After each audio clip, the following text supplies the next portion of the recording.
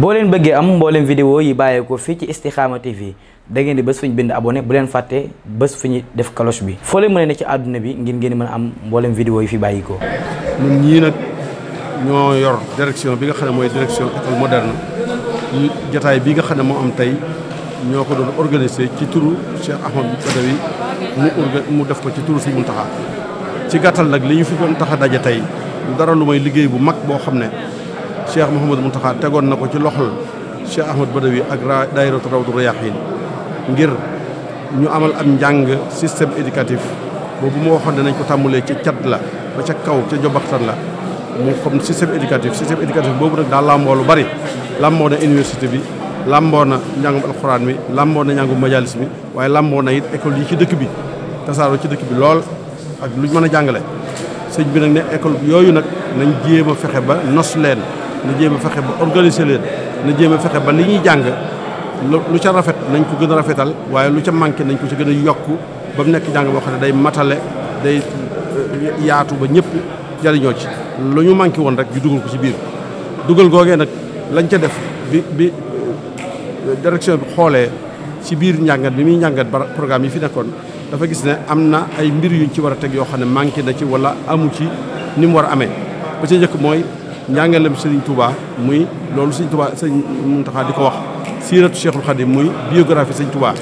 daanañ ko jàng wala am na école yu ko daan jàng waaye du yëpp ñu fas yéene nag yëpp di ko jàng te di ko jàng fañ ko war a jàngee loolu mooy benn dollan boo xam ne dolli nañ ko bi ca des mooy ku dëkk Touba xam ne Serigne Touba dafa woote mouridisme dafa woote ak murid wala dafa woote ak taalube waaw yoonu murid woowu na ñu xamle ko jàngale ko ba nga xam ne nit ñi danañ ko bañ a jaawale ak leneen lu ñuy dégg wala lu ñuy gis ci mbedd mi te bokkut ak moom ñu xam ne yoonu murid nii la mel yoonu murid woowu itam ñu xamle ko ci biir tasawuf ci biir cadre tasawuf ca la nekk ñu xamle tasawuf boobu ay principe am ay mbirum yoo xam ne nit ki bu ko gisee dana xam ne la ñuy wooyee tasawuf du ko doon dana ko xàmmee ak liy tasawuf tey dëgg dana ko xàmmee ñetti sopp yooyu daanaka mooy gën a am solo ci biir jàngale bi beneen ba ca gën a am solo moom it mooy Sëriñ Tuubaa li mu bind dafa bari lool tagg na yonent bi wax na ci biographie yonent bi def na lu ne tag wax na ca waaye nag wax na ci charia fiq ak tawxiid wax na ca te li ñuy jàng doon nañ jàng fiq doon nañ jàng tawxiid waaye nag lañ ca doon jàng nag nañ ko boole ak li ci sëñ bi bind lépp luñ jàng ci tawxiid lépp luñ jàng ci fiq buñ jàngee njàpp buñ jàngee laab buñ jàngee sangu buñ jàngee aj buñ jàngee koor lañ ko daan jàngee ñëpp di ko jàng buñ ko jàngee ba noppi nag teg ci nag la ko sëñ Tuubaa jàngalee nag ñu mottalee ko nga xam ne day mel day résumé loolu ñu doon jàng ci thème yooyu nga xam ne moom lañ kii loolu daal mooy ci gàttal li gën a am solo ci programme bi moo na yeneen mbir yoo xam ne ay détails la xëy na buñ duggee ci biir liggéey bi dana gën a leer dana gën a yaatu waaye daal muy liggéey boo xam ne ñu ngi ciy am mbégte lool ci dénk gi ñu ko sëriñ bi dénk ñu liggéey ci ba mottali ko tey mu joxe ci ndigalam ne nañ ko appliqué ñu ngi ci am mbégte lool ndax liggéeyal sëriñ bi nit ki dana ko bëgg waaye mu ne la liggéeyal ma ci lii nag nga liggéeyal ko ci ba jébalaat ko mu joxe ci ndigal ne nañ ko wéyal loolu moom boolem direction bi ci seen tur laay waxee am nañ ci mbégte am nañ ci kontaante lool kon daal loolu mooy li nga xam ne moo taxoon ñu daju fi tey insha allahu tabaraka wa taala ci liñ jëm ci kanam direction bi dana wax nag naka lay tëralee li muy jëflante ak ñi nga xam ne ñoom la programme bi jëm ci ñoom ci lu ca war rek xam na mbokk yi danañ ko mottali bu ko defee lépp ñu boole ko nag muy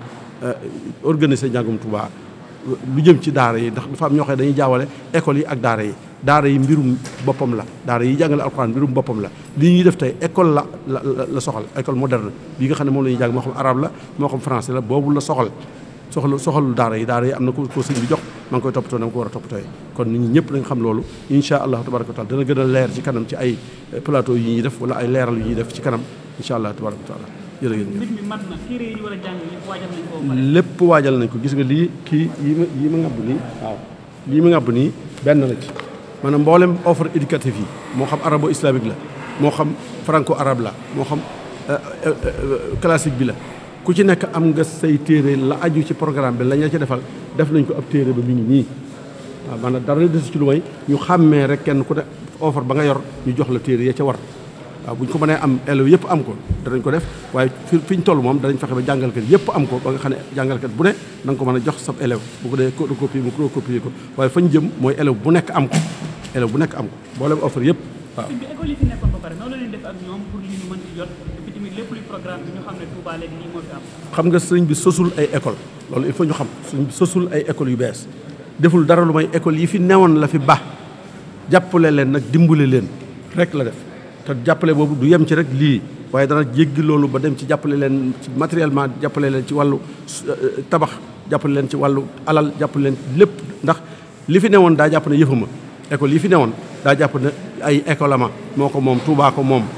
kon sosul ay école yu bees fii ci biir complexe bi sosu ko ci bitti complexe bi waaye li fi newoon ci ay école rek ñoom dong ñoo fi nekkaat ba tey dara jógu ci programme yi ñu doon jàngale it moom la ñuy jàngalee képp dara jógu ci la ca dolliku nag mooy li ca amutoon wala la ca matutoon ñu amal ko ca mottali ko ca loolu dong mooy liggéeyub direction bi waaye amut lenn loo xam ne daf ko soppi ci école yi fi nekkoon di jàngale wala mu kii ndax loolu il faut ñu leeral loolu ndax université bii di jàngale tey di IFR yi nga xam ne mooy jàngale enseignement supérieur ñi muy jot nga xam ne dañoo am ay bachelier lañ am bac ci école yooyu lañ jógee fa lañ amee bac waaye ñun amuñ école yu jàngale nii waaye li ñu am mooy école yi ni ci dëkk bi amoon fi nag jekk Cheikh Mamadou Mourtala Serigne Cheikh Mbacké ak ñeneen ñu dul ñoom école yi ñu fi defoon yëpp nag yooyu la ñuy jàppalante ñoom lépp loo xam ne mën nañ leen ko dimbale ñu dimbale leen ko loolu rek mooy liggéeyu commission bi. lu ko dooree ne tey kuy sos école faaw nga am foo jaar. waaw léegi loolu lu am solo la maanaam léegi sëñ bi li mu digle mooy direction bi bu taxawee ni mu war a taxawee dëgg-dëgg bokk na ci ay liggéeyam nag mooy kuy am école sëñ bi ko waxal boppam kuy sos école direction bi nga ñëw ci moom ba mu xool la ngay sos dëppoo na ak li sëñ bi digle ak dëppoo na ak li dëkk bi laaj ba xam war nañ laa may nga ubbi wala waruñ laa may nga ubbi loola direction bi moo koy def koo xam ne bëgg nga it nag reconnaissance wala nga bëgg autorisation ca IEF buñ noppee ci li ñuy liggéey bala laa IEF fan jëlal aw këyit di la ko nangul da ngay jaar ci commission bii ba mu nangu ne yow mii kat am nga école te sa école jaar na ci yoon bi nga xam ne dëppoo na ak li Touba digle IEF may la autorisation wala mu may la reconnaissance. Je m'appelle Mamadou Lo, je suis inspecteur de l'éducation à la retraite. Je suis chargé de l'enseignement du français, l'enseignement en français dans le complexe. Je suis avec le directeur de la structure, l'inspecteur Mountakha Diatara, Serigne Cheikh Mbacké Abdou Wadoud, qui est le coordonnateur de la structure, et Serigne Cheikh Mbacké Niang, inspecteur de l'éducation en langue arabe, qui est chargé de l'enseignement arabe dans la structure. Alors, ce qui nous réunit aujourd'hui, ce lundi 9 octobre 2023, l'objet de cette rencontre, donc, c'est de mettre en œuvre les réformes organisées par la direction des écoles de Touba dans le cadre, comme je l'ai dit tout à l'heure, du complexe Cheikh Ahmadoul Khadim de Touba. Alors, il faut commencer par considérer qu'en fait, on n'a pas fait de révolution, on n'a pas révolutionné les choses. Il ne s'agit pas de remplacer ce qu'il y avait par autre chose. Mais il s'agissait de compléter ce qui manquait, d'améliorer ce qui existait. Ce qui manquait, on peut prendre l'exemple de la biographie du Cheikh. On a pensé qu'on ne peut pas être natif de Touba, on ne peut pas être dans la communauté mouride et ignorer complètement la biographie, des éléments de biographie de Cheikh Ahmadou Bamba. Alors nous avons pensé à faire un module à introduire. Il y a également la mouridia. Qu'est-ce que le mouridisme? Un peu, chacun a sa propre définition, sa propre compréhension des choses. Nous avons pensé élaborer un module qui prend en charge cet aspect extrêmement important donc de la question. Bon, il faut aussi se dire que le mouridisme est une branche du soufisme. La référence au mouridisme, c'est le soufisme. Donc il fallait un module pour prendre en charge cette question. C'est un peu ces trois volets qui constituent des nouveautés, qui constituent des ajouts par rapport à ce qui existait. Mais il va sans dire qu'après cela, on a équilibré les horaires, on a pensé à élaborer des programmes pour des supports pour enseigner ces apports-là. On a pensé également à un suivi, un accompagnement dont les écoles devraient bénéficier. Il faut également prendre en compte le statut d'écrivain de Cheikh Ahmadou Bamba. Cheikh Ahmadou Bamba a produit énormément d'écrits sur tous les tons. par rapport au panégyrique du prophète sallallahu alayhi wa sallam, mais surtout par rapport aux sciences religieuses, la jurisprudence ou fiqh, la science de l'unicité des dieux ou tawhid. Il a produit des écrits qui sont là. Alors, on a pensé qu'on ne peut pas aussi ignorer en privé les destinataires, les apprenants de ces apports-là.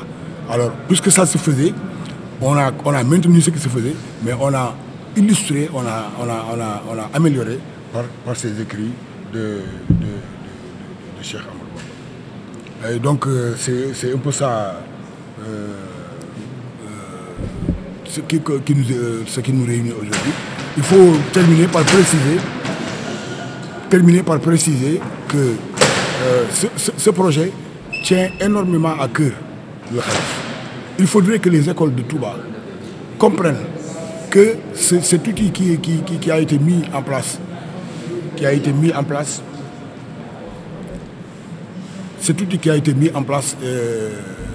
et qui prend en charge les questions que nous venons d'énumérer, proviennent de la directive du ndigal du Khalife général des Mourides. Donc il faut que les écoles comprennent cela. Il faudrait également que ces écoles commencent par s'inscrire dans la plateforme. Parce que pour qu'on puisse travailler avec ces écoles-là, il faut qu'on les connaisse. Il faut donc que ces écoles-là commencent à s'inscrire. Parmi les ajouts, tout à l'heure, j'ai parlé de ce qui n'existait pas, qu'on a ajouté. Il faut citer l'éducation religieuse au moins secondaire. L'éducation religieuse, en tant que croyant, en tant que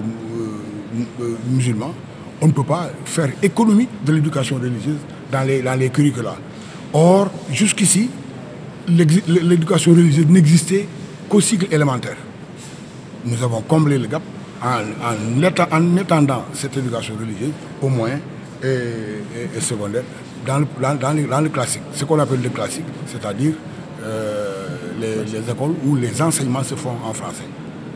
C'est un peu ça. Donc c'est un peu cela qui nous réunit aujourd'hui. Donc monsieur l'inspecteur, maintenant pour créer une école à Touba, il y a des procédures à suivre? Bien sûr. Les écoles existaient. Nous n'avons pas créé d'école. Le Khalif n'a pas créé d'école. Les écoles existaient. Il faut simplement harmoniser, organiser, coordonner. Dorénavant, les écoles qui existaient déjà, celles qui étaient là aujourd'hui, devront s'inscrire dans la plateforme.